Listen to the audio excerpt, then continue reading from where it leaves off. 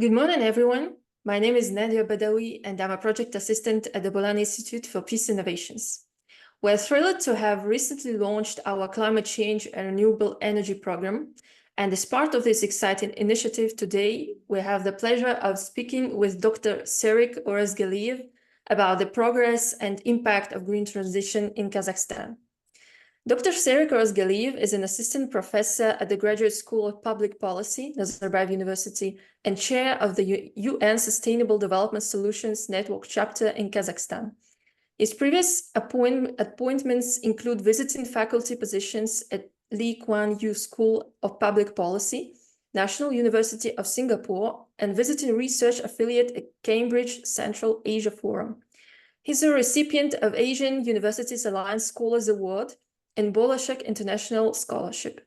His research appeared in top journals, including International Journal of the Commons, Journal of Eurasian Studies, and Thunderbird International Business Review. Thank you for joining us, Dr. Serik Orazgaliyev. So to start with, you are the acting chair of UN Sustainable Development Solutions Network chapter in Kazakhstan. So could you tell us more about this organization and its mission? Yes, thank you for inviting me for this talk. Let me introduce myself. I'm associate professor at the Graduate School of Public Policy at Nazarbayev University. And as you mentioned, I'm also a chair of the Sustainable Development Solutions Network chapter in Kazakhstan. And this is a research center based at Nazarbayev University. But we are also part of the global network of called SDSN Global. And we have research centers and universities all around the world under the umbrella of United Nations Sustainable Development Solutions Network.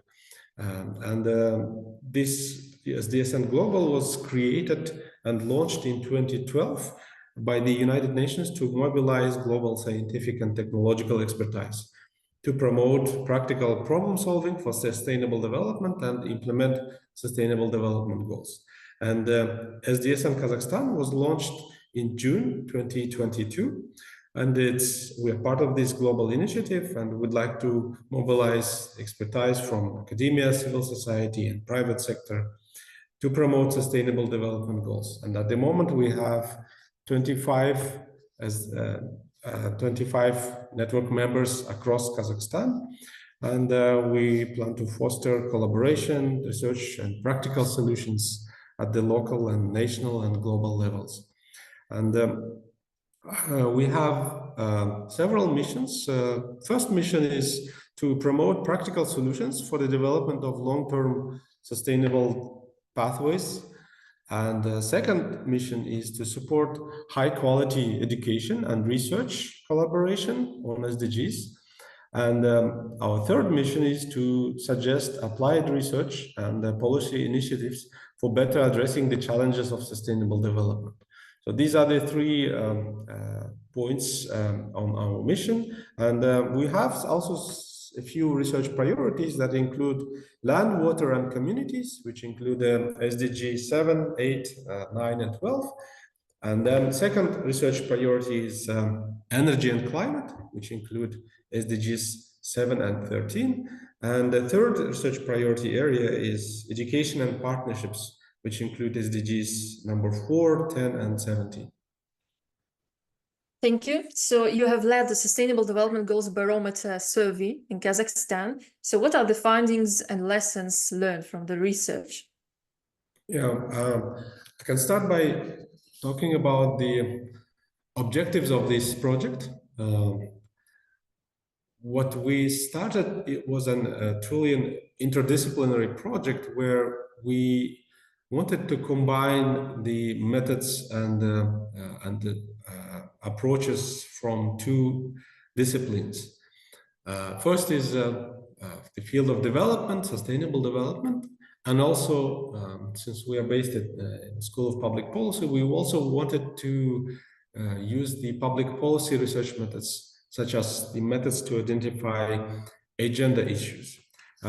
You probably heard about Gallup survey in the United States, where every year they do this survey in order to identify what's the most important problem that our Americans are concerned with this year.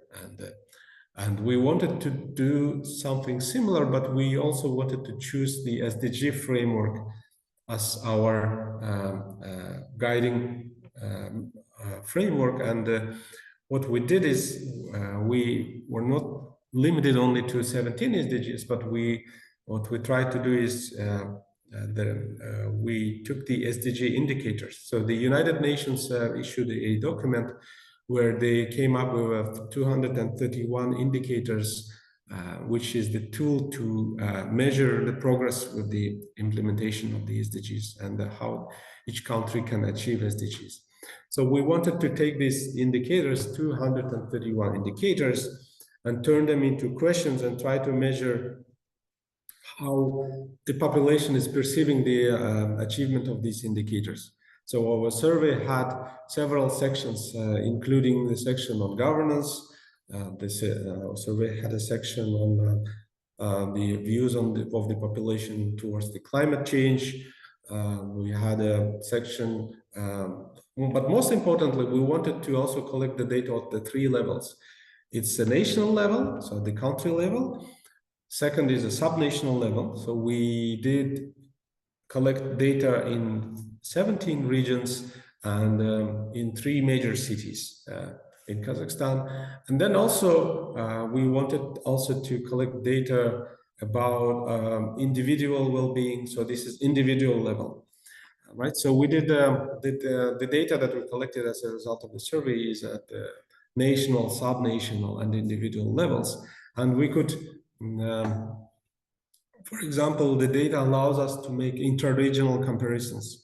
And for example, it is not surprising that citizens of South Kazakhstan, especially in the Kızılorda region, they are concerned with the ecological problems of the Aral Sea. And that's also relevant, of course, for other Central Asian countries as well. So we could see that the different regions have different problems. Major cities such as Almaty, they indicated as one of their major problems that they face is, for example, the traffic and the public infrastructure, and also air quality. This is what you could observe in the responses in major cities such as Almaty, is that the population is concerned with the air quality. Overall, it's not surprising that when we ask the population to rank the 17 SDGs, those SDGs that were ranked most highly is the first one is education, access to education, the quality of education. The second was health and well-being, and then the third one was the poverty alleviation, but also employment. And there is an explanation why this, when people were asked to rank the top, for example, top 3 SDGs by their preferences, the reason why they tend to rank these as the top 3 is because these SDGs are relevant to every person. People have, for example, when it comes to education, people are concerned about the education of their children. And then, of course, health and well-being is something that everybody is concerned with. And then finally, the employment and poverty is something that also people are concerned with in developing countries. So we have some interesting data that, and we're still working on analyzing the data from the barometer, and we're hoping to come up with a report by the end of this summer. We are already drafting the report, and we will be publishing the report on our website, which is sdskz.edu.nu.kz. And hopefully we'll be able to do this survey annually, and this will allow us to to also to include the voices of the people into the national policy agenda. That's the desire. This is why we started this project, because we wanted to. We were guided by the UN principles of leaving no one behind. So we wanted to gather data across all social categories with the goal to get the data that will enable us to analyze the well-being, the issues that the people are concerned with, and so on. Another important finding that we had in the barometer report is that people tend to be concerned with the consequences of the so-called focusing events. And then this year, so focusing events in public policy is the events that happen unexpectedly. It could be natural disasters, it could be sometimes it's terrorist attacks, or the external threats, economic crisis, war, and so on. And when it comes to external threats, this is something that people, unexpectedly, and nobody can prepare for this, for when it will happen, and so on. And we could see that because of the events that happened this year across the region, especially in Kazakhstan, there was a major flooding that happened in most of the regions in Kazakhstan. And people ranked natural disasters as one of the most important problems, the external problems that they are concerned with. And that's not surprising. It's in the Gallup survey as well. The preferences of respondents tend to differ depending on the circumstances. Sometimes economic concerns prevail when it comes to global economic crisis, or, for example, when COVID happened, people tend to be more concerned with safety and health questions. So I think from year to year, some of the results on people's priorities when it comes to most important problems, it will change. And of course, we could see that the focusing events such as natural disasters play an important role in responses that the people give to the survey. Thank you, Dr. Orazgaliyev, for developing on your report. And we're waiting for it and looking forward to reading it. So the Bulan Institute is working to promote peace and human rights. And we know that one of your research areas is working on building social cohesion and the challenges of social fragmentation. So what are the contemporary challenges related to building social cohesion? And are there any best practices in preventing conflicts that may arise from polarization of the society? Yes, indeed. In this, I have one of the projects that focuses on social cohesion. And when it comes to challenges, we can talk about several things. First and foremost, I think it's social fragmentation. And it happens because of the many things, and it's a global phenomenon. It's happening almost in every part of the world. For social fragmentation, people, if we think about what would be the main reasons for the social fragmentation, I think the role of digital media has to be highlighted here, and that has to do with the tendency, or with the recent changes in the way how people started to receive information, and with the available options that people have to in order to get the information. So, for example, whether it's in the 50 years ago in the Soviet Union or in the United States, people would receive information from mainstream media, whether it's a broad TV broadcast or newspapers.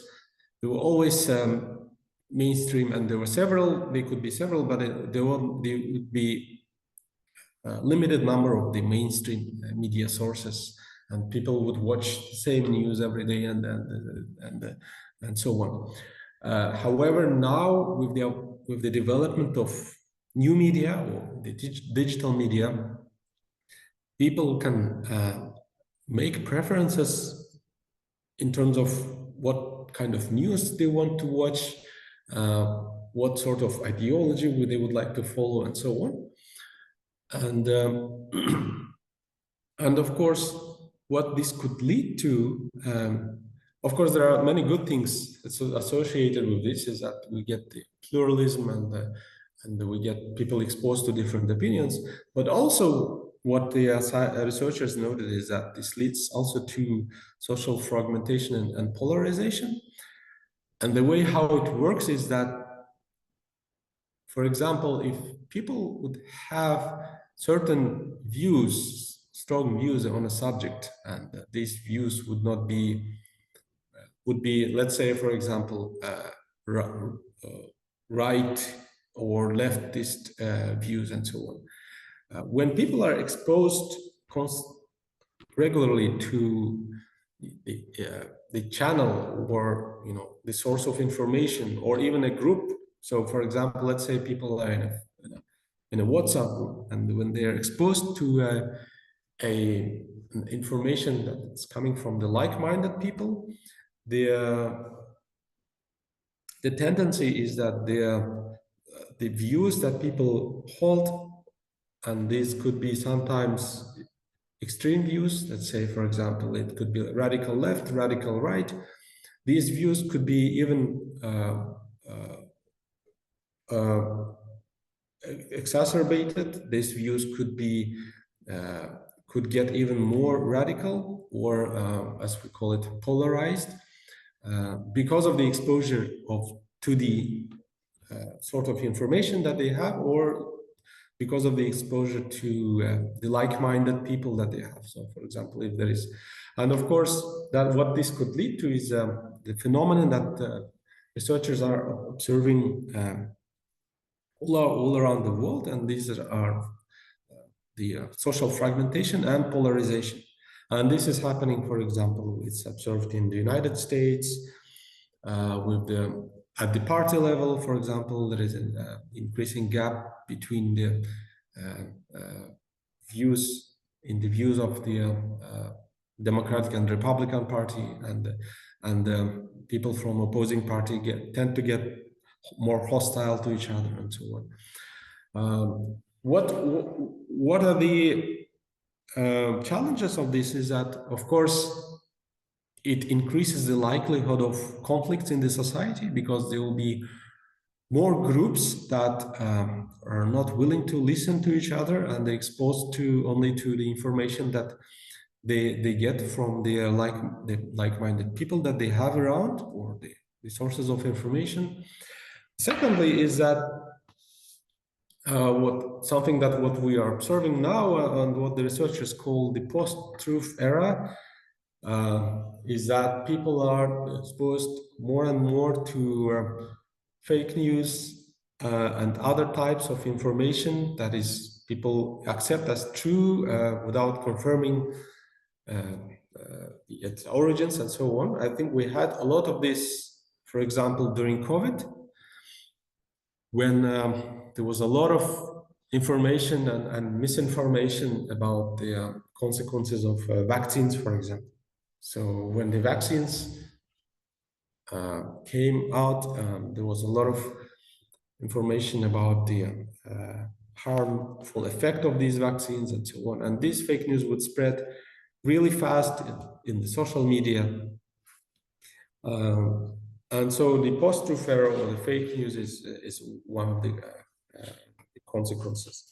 And then, of course, another one is in the political sphere. It's the populism and then extreme forms of nationalism and extremism, and other ways of disaggregating the society or fragmenting the society.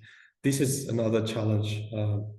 And you asked about what are the approaches or the best practices that countries implemented to deal with this. Well, I can think about examples of places where I lived. So I spent some time living and working in Singapore. And what struck me there is that this is a country where there are different nationalities live together, and these different nationalities, ethnicities, and representatives of different religions live together in peace. And what I observed, for example, in Singapore is that there are deliberate government policies in many areas that are directed at promoting social cohesion. One of them is, for example, is the housing policy.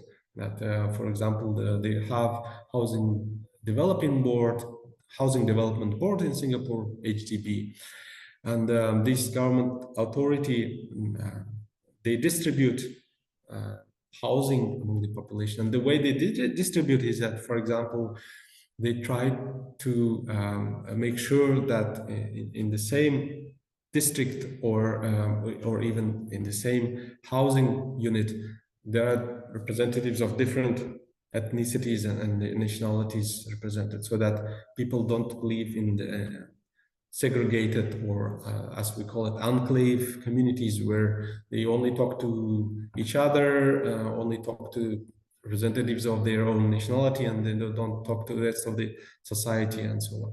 But the government of Singapore is making sure that people from representing different nationalities and ethnicities, they not only live together in the same district and they don't segregate in separate areas, but also for example, they organize food courts or special places where people could, sit together and there's in the food courts in Singapore they have different cuisines and so people could sit together and eat the different cuisines and exposed to different cultures as well and so on.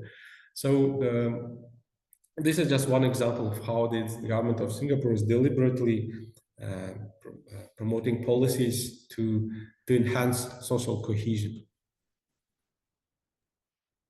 Thank you, Dr. Orazgaliyev, for sharing how digital media and the way we receive information is actually one of the factors fueling social fragmentation. It was quite surprising to know.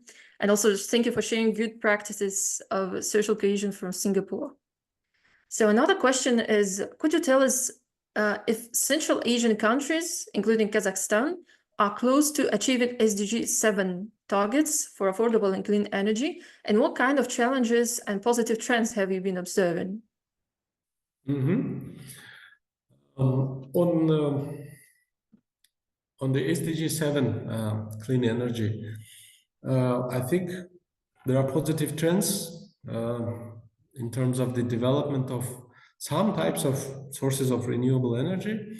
I think that's due to several factors, and one of the important factors is that some equipment that is designed to produce renewable energy is the cost of this equipment is going lower. For example, it is solar energy. It is we could see and observe the trend that the cost of the solar energy equipment that is designed to produce solar energy is going down, and for example, in people in Central Asia, they are now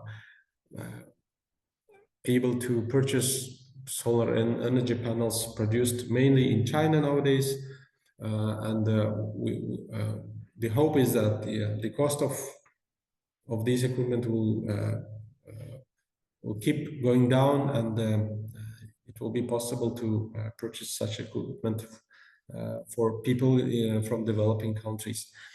Also, there are several other developments, many of them related to new technology. And however, I think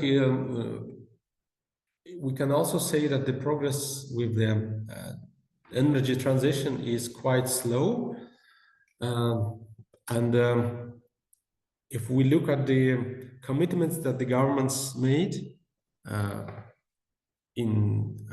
towards the energy transition and achieving carbon neutrality, we can see that the trend, there is no dramatic trend of reduction of fossil fuel production, for example. And if last year our team at SDSN contributed to the report called the Production Gap Report, which is done by United Nations Environmental Program and the Stockholm Environmental Institute.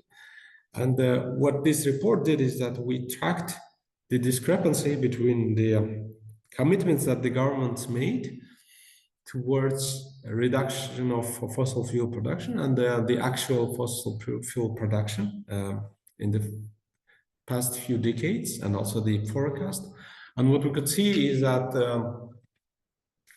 there's still discrepancy, and what this report included Kazakhstan from Central Asia and also 20 other large energy producers, fossil fuel producers. And what the report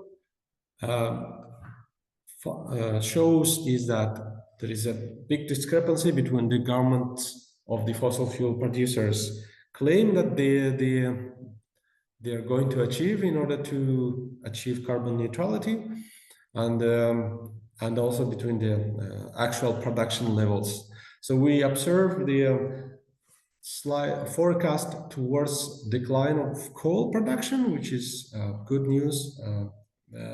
However, when it comes to oil, there is still, for the next decade, there is no dramatic decline projected in the production of oil.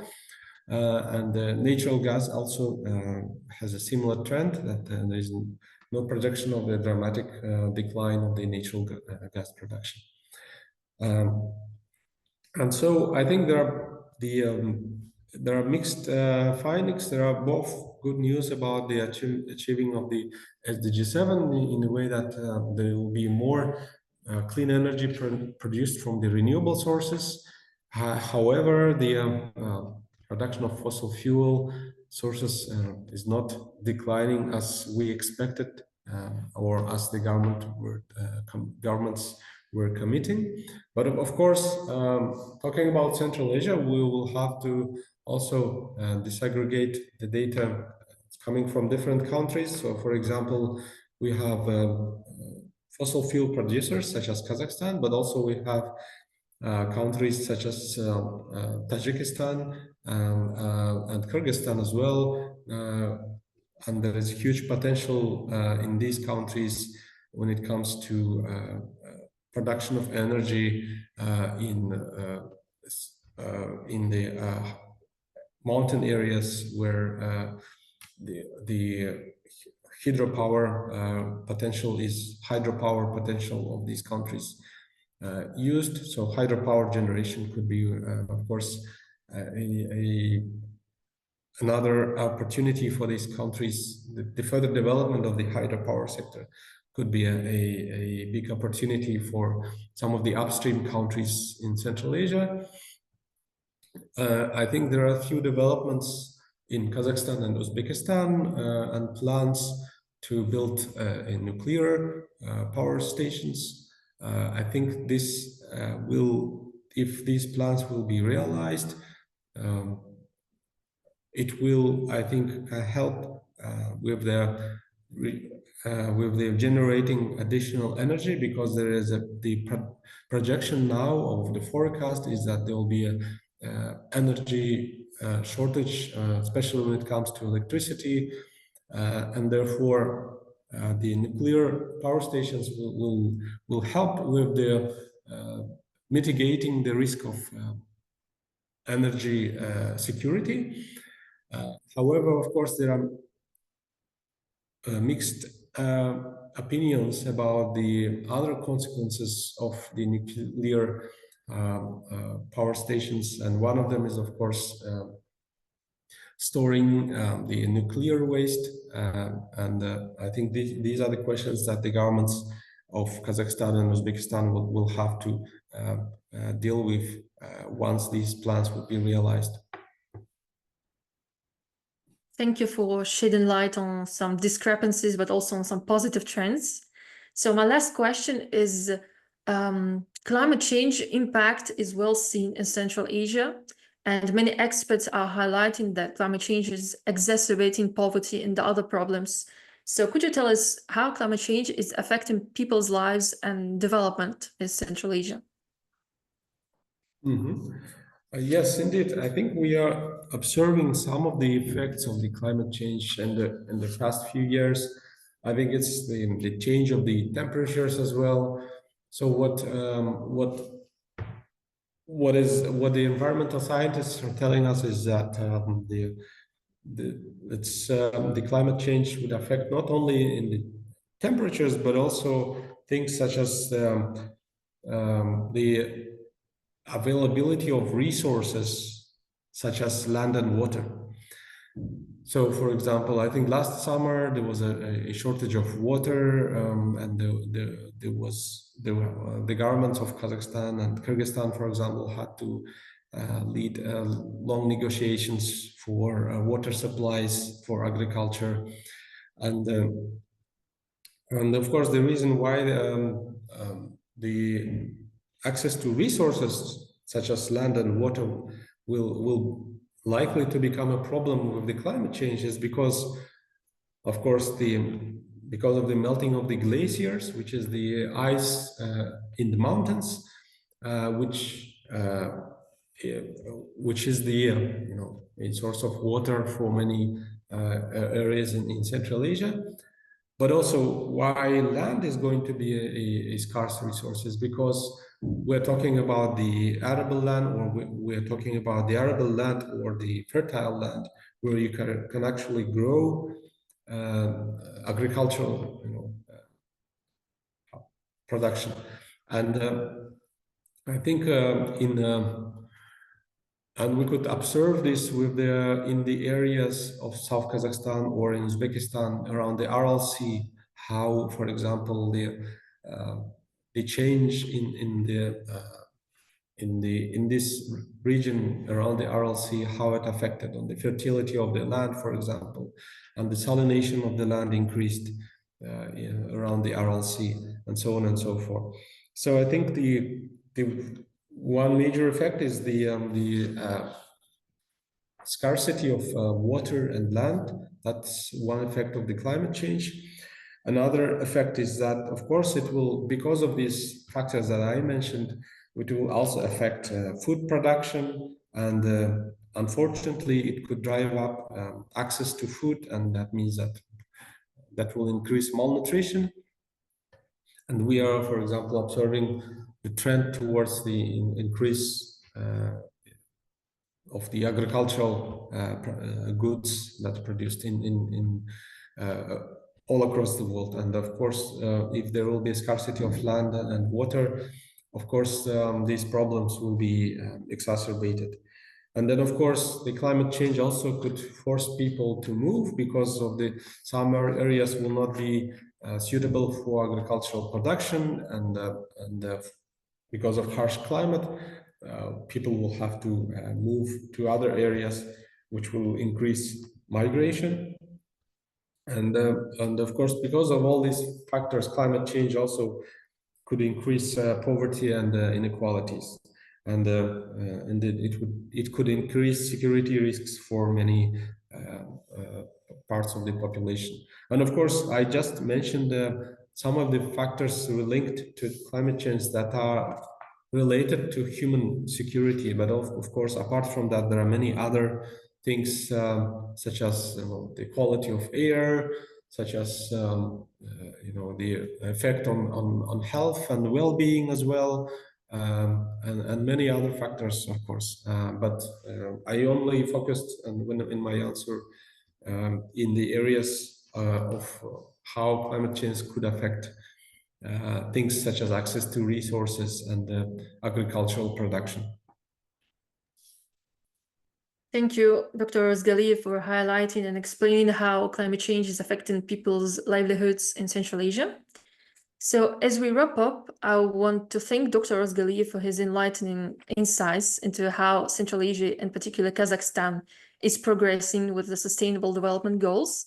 And thank you for shedding light on your valuable research and insights. It's been really informative hearing about the advances and also about the challenges ahead. And for those interested in staying updated, I invite you to follow the Bulan Institute on social media and to visit our website. We've launched an exciting new climate change program in Central Asia that you won't want to miss. Thanks again, Dr. Orazgaliyev, and thanks to everyone tuning in.